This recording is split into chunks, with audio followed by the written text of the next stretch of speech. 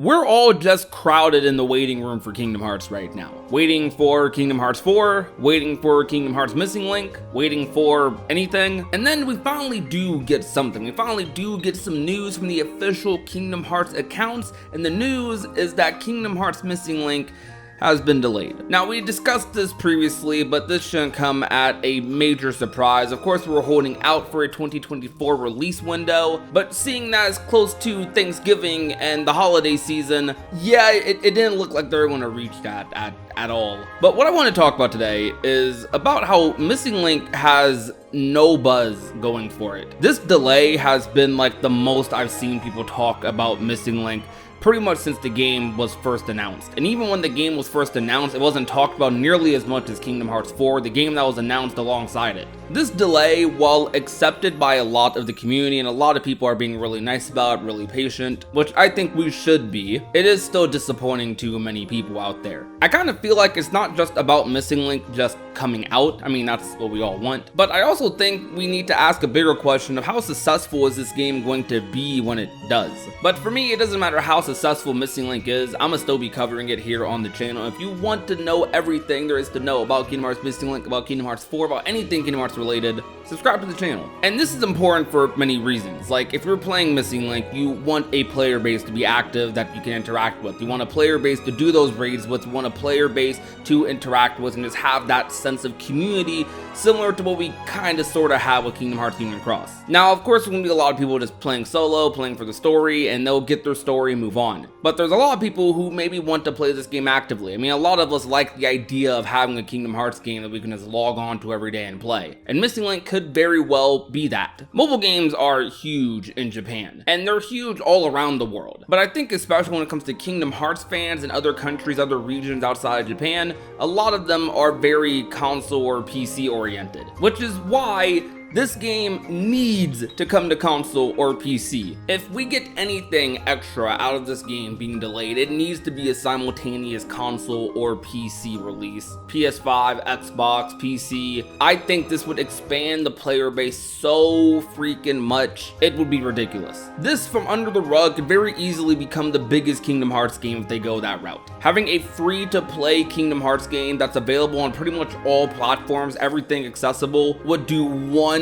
for a series that for the majority of its lifespan has been pretty much only on consoles. Only a couple of years ago in 2021 did Kingdom Hearts finally come to PC, and that seems to have been really successful, but a lot of Kingdom Hearts fans aren't really mobile gamers. While Union Cross seemingly had a successful first couple of years, the game still definitely did not reach those Kingdom Hearts fans that normally play Kingdom Hearts 2, 3, etc. Union Cross, even though it has 10 million downloads, in terms of the actual player base, the actual community that talks about it, it still feels very wrapped into its own bubble. And I think Missing Link coming to PS5 or PC or Xbox could definitely have the chance to appeal to all Kingdom Hearts fans in all different avenues. Look, it'll do decently on mobile as its own, but the game definitely has the capabilities to function on a computer or a home console. I think the biggest issue they might run into definitely could be the GPS feature, but if you ask the majority of Kingdom Hearts fans, a lot of them aren't really feeling any sort of way about the GPS feature, some even saying they don't think they're going to use it at all, and I feel like it's a mechanic that a lot of console or PC gamers aren't really going to care about that much. I think this announcement, along with maybe something to do with Kingdom Hearts 4, would definitely give Missing Link the extra buzz that it needs to get a really successful launch and get a lot of people playing it. I got comments on my video about Missing Link being delayed of a lot of people just saying they don't care about Missing Link or wondering why people still do care about Missing Link. A lot of people just saying they only care about Kingdom Hearts 4, that's all they're excited for, and I perfectly get it. I mean, aside from some of the betas that happened earlier this year, which are exclusive to specific regions, by the way, most people haven't played Missing Link, so for a lot of people, they literally haven't really seen much of Missing Link since that teaser trailer last year or the initial trailer that it got in 2022, which is almost 3 years ago now. Square Enix has been doing this restructure and direction shift, and what sparked this is because Square Enix has been underperforming in recent years in terms of their big releases. A lot of their money seems to come from games like Final Fantasy XIV or mobile titles, which is probably why Missing Link is going to be a very important game for them, maybe even more important than Kingdom Hearts 4 in the long run, which is kind of crazy to say, but in terms of mobile game revenue, they do tend to get you a lot more than some console games. And while it's not all just about revenue, that's definitely what Square Enix is probably going to be looking at when it comes to their next couple of titles releasing, especially under this new restructure and direction they're going with.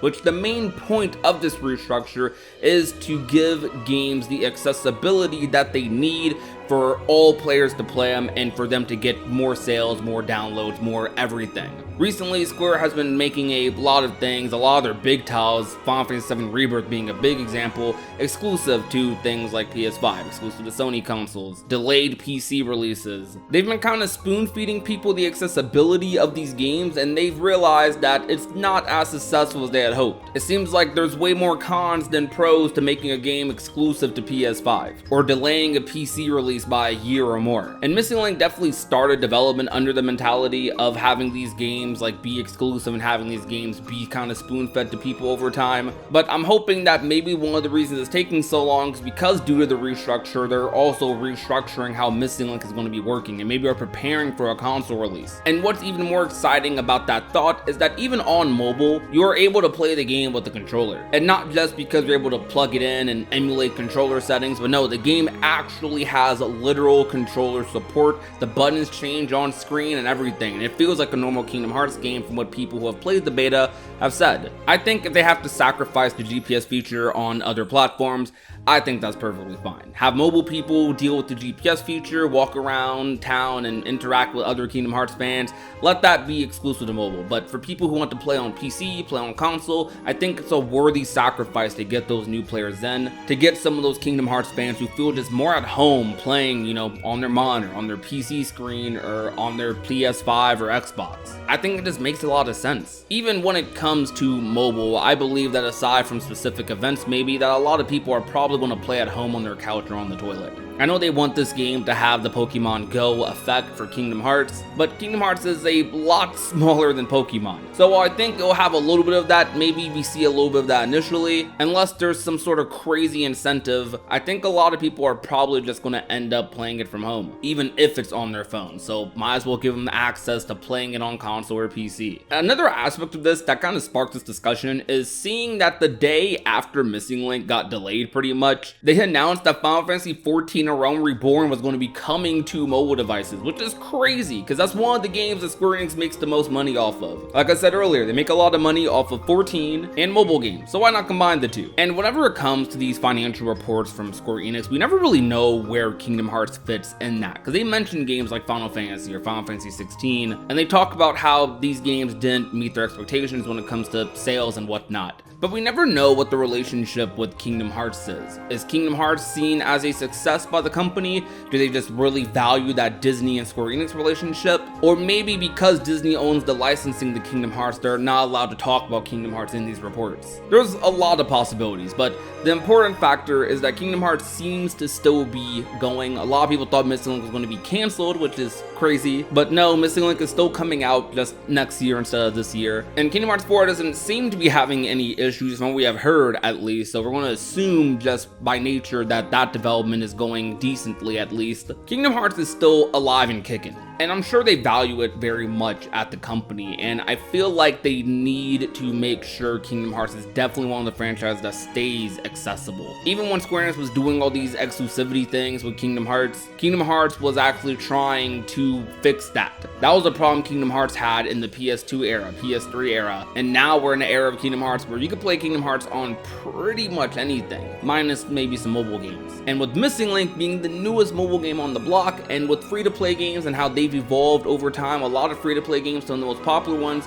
are playable on PC, console. They've made them accessible, and I think Kingdom Hearts should follow suit. Don't just stick to mobile, don't just stick to phone and tablet screens. I think now is a good time to definitely push this narrative even more for Kingdom Hearts Missing Link coming to other platforms. With this delay, there is heavy disappointment from some fans, but there's also a lot of opportunity to have Missing Link be the biggest it can possibly be, which all that means for us is a way more fun multiplayer game for us to play. But that's going to be about it for me. Let me know what you think in the comment section down below. I'm turning the conversation over to you. Thank you guys so much for watching, and remember to be nice, be safe, and take care everyone. My name is Prodigy, and I will talk to you guys soon. Peace out to you guys.